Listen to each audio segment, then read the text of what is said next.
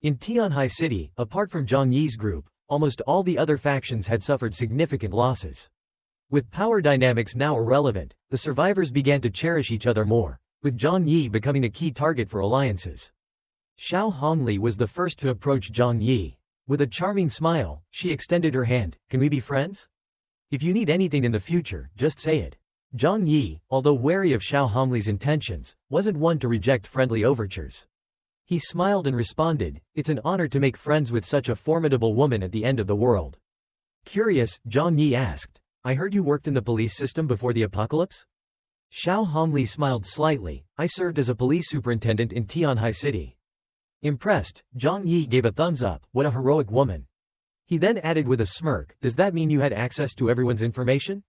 Xiao Hongli replied candidly, "Yes, but only until the end came. The previous profiles are no longer relevant." With that, she waved goodbye and left. Watching her leave, Zhang Yi was reminded of another mystery. Yuan Konye of the Baishui sect. He wondered what Yuan Konye was like before the apocalypse, guessing that Xiao Hongli might have that information. As Zhang Yi was lost in thought, someone suddenly patted him on the shoulder. Reacting instinctively, Zhang Yi grabbed the person's hand, almost throwing Wei Dingai to the ground. Wei Dingai quickly identified himself, and Zhang Yi apologized with an awkward smile. "Sorry, reflex."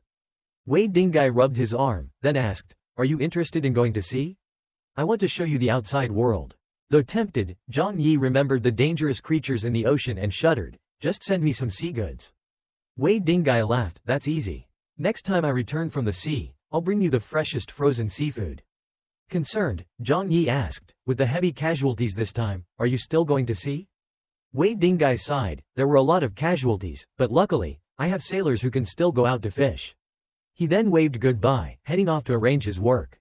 Zhang Yi pondered the attention he was receiving from the major forces. Is this a blessing or a curse? He wondered. Then, he remembered his girlfriend. The recent chaos had delayed their time together. Zhang Yi contacted Zhou Kei'er, asking her to wait for him in the car. He arranged for others to stand guard, and Fatty Shu quickly agreed. "Received, boss." In the car, Zhou Kei'er took off her coat, feeling shy yet relaxed. Zhang Yi entered with a smirk, ready to finally spend some quality time together. Meanwhile, teacher Liang, standing guard outside, grumbled, "I can't believe I have to stand guard for a day." Uncle Lu chuckled, "Young love. They usually have a lot of firepower. Let's be considerate." Zhou Kei'er, now comfortable, crossed her legs leisurely. Zhang Yi, with a mischievous grin, moved closer to her, ready to enjoy their long-awaited moment of peace and intimacy. Zhang Yi seemed to be chatting with his girlfriend in the car, but his mind was elsewhere, even trembling with excitement. He looked at Zhou Kei'er with charming eyes, but instead of taking the next step, he asked, "There is something I want to ask you." Zhou Kei'er, taken aback by Zhang Yi's sudden shift, replied shyly, "What is it?" Zhang Yi looked at her seriously. "Remember when I asked you to help me monitor Yuan Konye from the Baishui sect? A few days ago, due to the chaos, I didn't have time to think about it, but now, looking back, a lot of things don't add up. For example, the last time in the church, Yuan Konye used some sort of attack that destroyed 2 bronze-armored pilots. From what I knew, Yuan Konye's abilities were supposed to be auxiliary, blessing and healing. But that attack ability, what's up with that?" Zhou Kei'er, slightly dizzy from the barrage of questions, thought for a moment. These days, Yuan Konye has been behaving normally. Only once did she approach me, saying she could help me awaken my powers. A golden light flashed in Zhang Yi's eyes. "Did you agree?" Zhou Kei'er hurriedly shook her head. "Although I was tempted, I always remembered your instructions." Relieved, Zhang Yi pressed on. "Think back to that night when he fought the bronze-armored pilots. How did she do it?" Zhou Kei'er recalled, "When the 2 bronze-armored pilots rushed in, Yuan Konye didn't panic. She just waved his hand, and the pilots were frozen in the air. Then she raised his wrist, and they flew out, breaking the church windows."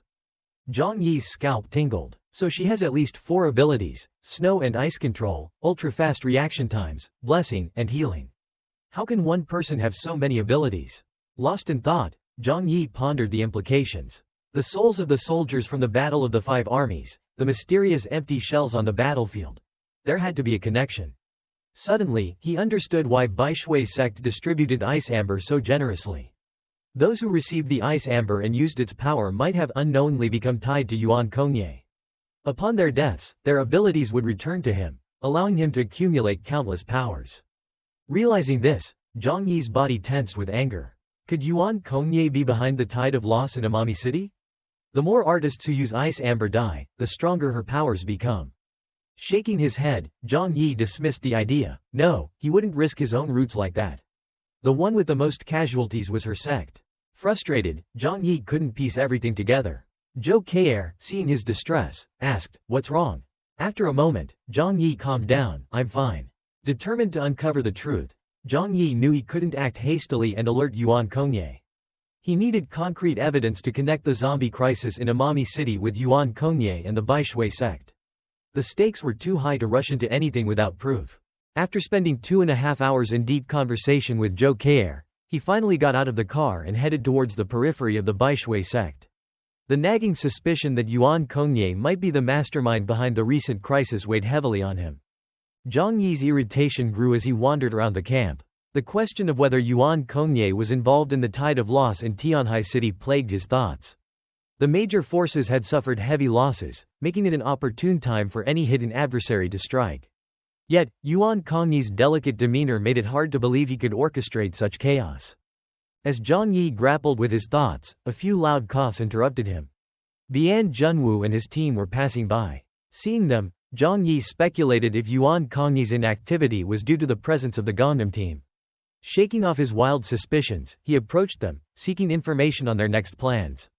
Wu Di, noticing Zhang Yi, felt a surge of competitiveness. Learning about Zhang Yi's battlefield exploits, he scoffed, dismissing Zhang Yi's achievements as mere luck with a good sniper rifle. Zhang Yi asked Bian Junwu about his condition, noticing the bloody handkerchief Bian Junwu handed him. Bian Junwu, acknowledging his deteriorating health, shared their plans to finish off the remaining zombie kings before returning to Blizzard City. He invited Zhang Yi and his friends to join them. Politely declining, Zhang Yi assured them he might visit in the future. Bian Junwu accepted his response with a simple, "Just think about it." Wu Di, angered by Zhang Yi's repeated refusals, taunted him, "Don't think that Blizzard City is a place for just anyone. Don't think too highly of yourself." Too tired to engage with Wu Di, Zhang Yi bid farewell to Bian Junwu, wishing him well. However, Wu Di wasn't done. He challenged Zhang Yi to a fight, eager to test his true strength. Zhang Yi, knowing the futility of such a confrontation, raised his hands in surrender, further infuriating Invincible. "Are you that cowardly?" Wu Di spat. Zhang Yi dismissed the taunt with a flick of his hand. "I have something else to do. Talk to you later." With that, Zhang Yi ran away, leaving Wu Di seething. Turning to Bian Junwu, Wu Di complained, "Boss, this person is too cowardly." "Just like that, you want him to join too?" Bian Junwu, with a meaningful smile, replied, "I'm optimistic about Zhang Yi. If our investigation team were all like you, we'd be in constant fights, not solving problems."